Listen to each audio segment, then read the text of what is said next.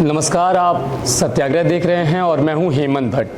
हम आपको विधानसभा चुनाव 2025 बिहार में हैं और लगातार बहुत सारी खबरें आप ज़मीन से देख रहे हैं, ग्राउंड पे हम हैं और जितने भी कैंडिडेट खास तौर पे जनसुराज के लड़ रहे हैं उनसे हम आपको रूबरू करा रहे हैं। चूँकि लगातार प्रशांत किशोर जी कह रहे थे कि हम जो बहुत अच्छे लोग होंगे, जो समाज के सही लोग होंगे, उनको चुन करके लेके आने वाले हैं। आज जिस व्यक्ति से हम आपको रूबरू करा रहे हैं, जिनसे बात करने के लिए आए हैं, ये सुप्रीम कोर्ट के लॉयर हैं और ये बिहार से नहीं हैं, ये महाराष्ट्र से हैं और महाराष्ट्र से यहाँ आए हैं प्रशांत किशोर जी को सपोर्ट करने के लिए।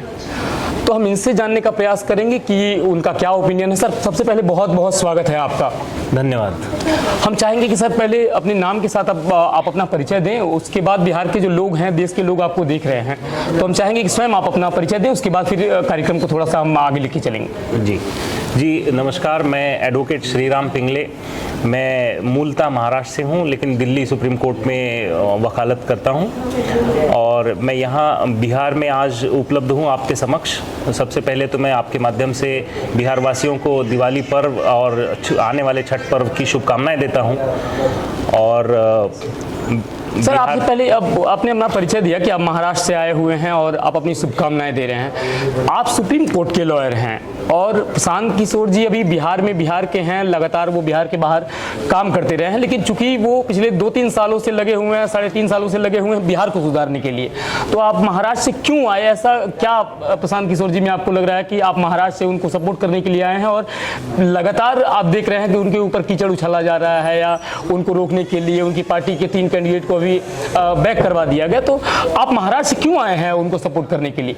जी, बड़ा अच्छा सवाल पूछा आपने। ऐसा है कि प्रशांत किशोर जी जो यहाँ कर रहे हैं या करने की कोशिश कर रहे हैं, वो एक न्यू फ्रीडम जिसे कह सकते हैं, एक नया स्वातंत्र जिसे कह सकते हैं देश के लिए, उसकी नींव रखी जा रही है।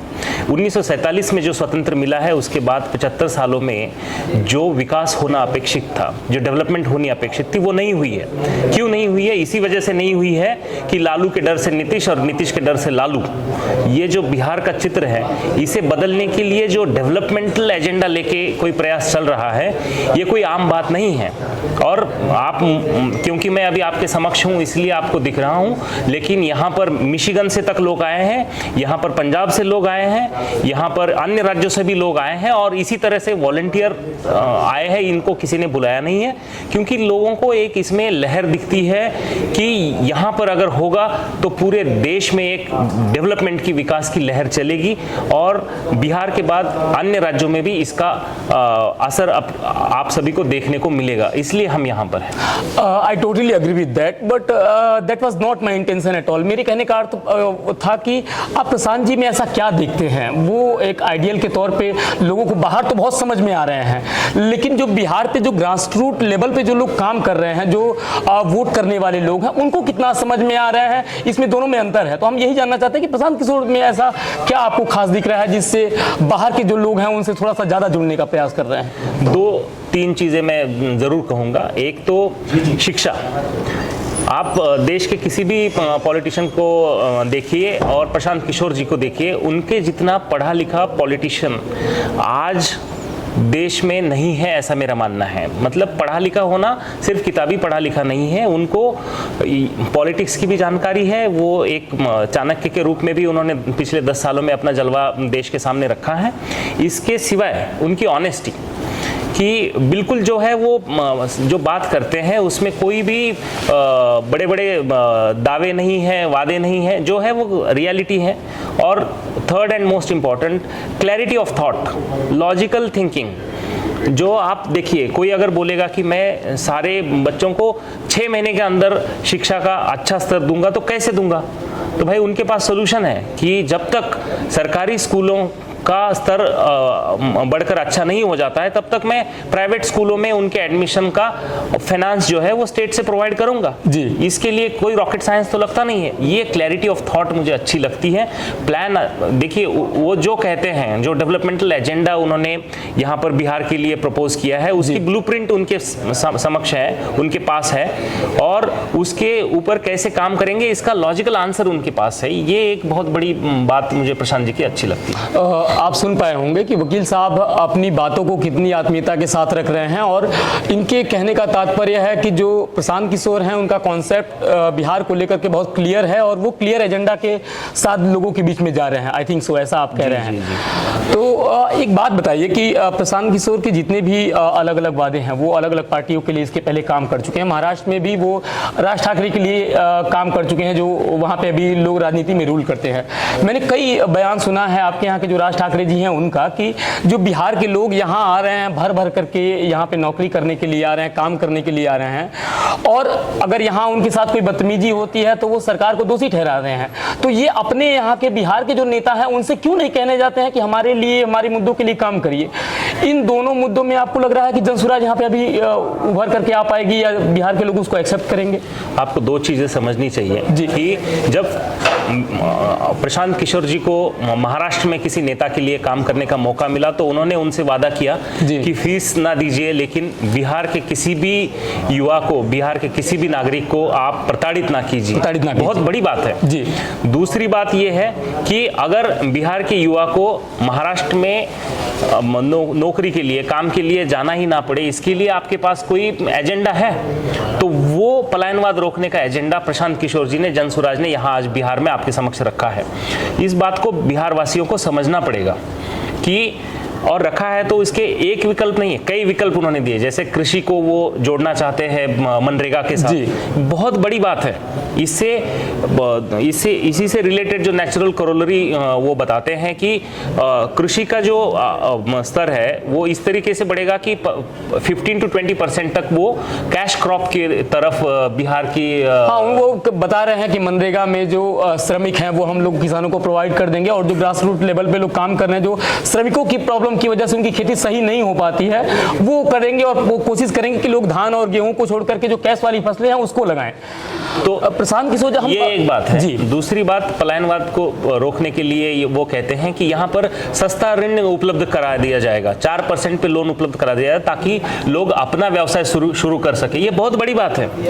आप समझ लीजिए, इतने बड़े चाणक्य हुए, नीति को डिसाइड, पॉलिसी मेकर्स हुए, किसी के सब बात ये समझ में नहीं आई कि 1 लाख करोड़ रुपए अगर उपलब्ध कराना है तो सिर्फ 6,000 करोड़ रुपए के इम्पैक्ट से इतना सस्ता लोन मुहैया किया जा सकता है। उसी मुद्दे पे आ रहे थे।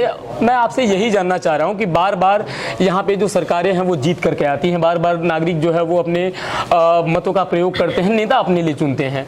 तो ये सारे जो थॉट हैं, ये सारा जो प्रोसेस है, इस तरह की जो सोच है, वो बिहार में क्यों नहीं रही है, या ऐसी बौद्धिक क्षमता नहीं है बिहार में अभी? नहीं, आप सिर्फ बिहार की बात मत कीजिए, ये तो देश में कहीं नहीं हुआ है। आज बिहार में जो होने जा रहा है जनसुराज के माध्यम से और प्रशांत किशोर के माध्यम से, हम वही तो कह रहे हैं कि ये 1947 में जो फ्रीडम मिला है उसके बाद ये नया फ्रीडम है, ये नई स्वतंत्रता है जो मिलने जा रही है। तो बिहार में ये पहली बार हुआ है कि कोई सशक्त विकल्प सही मायनों में जनता के सामने आया है लोकतांत्रिक प्रक्रिया से।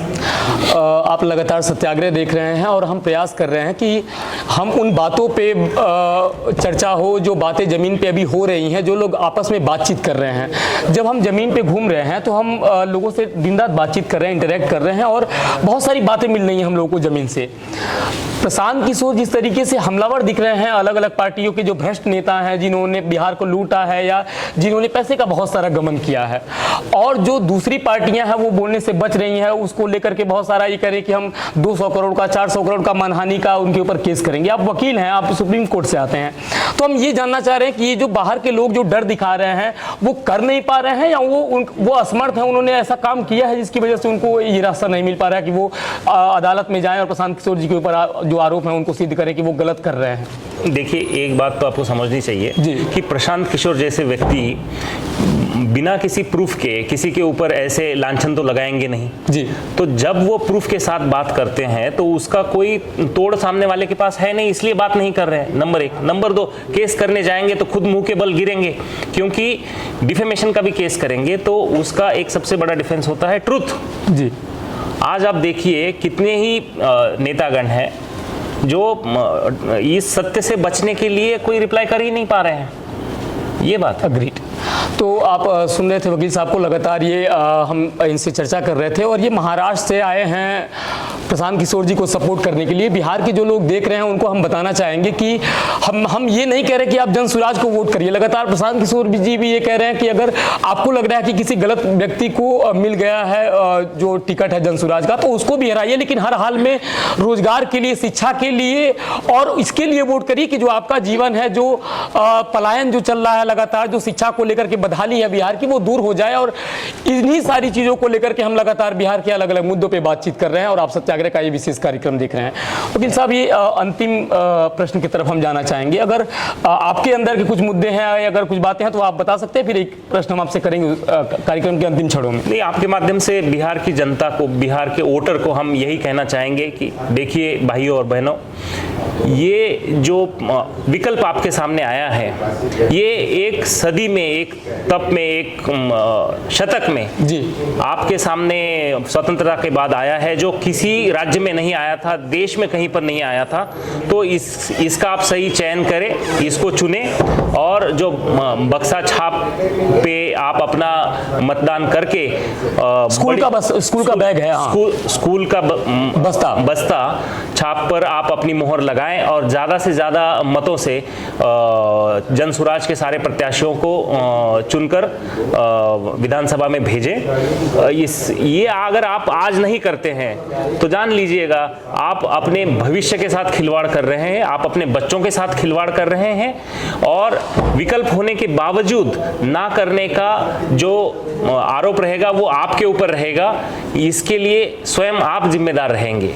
इस बात को आप समझ लीजिए। जो बात लोग समझ नहीं सकते उनको समझाने का काम उन पढ़े लिखे युवाओं का है, उन लोगों का है जो नौकरी पेशे के लिए बाहर है।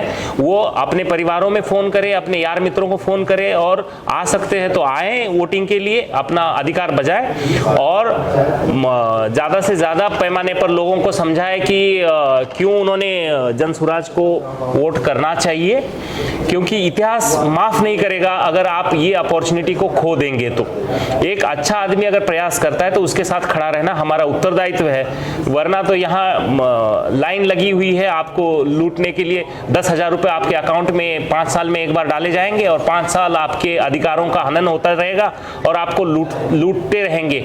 इस बात से अगर आपको बचना है तो सही आदमी को चुने, सही पक्ष को चुने और स्कूल बस्ता छाप पर अपनी मोहर लगाकर इसे अपनी विजय की ओर निश्चित करें।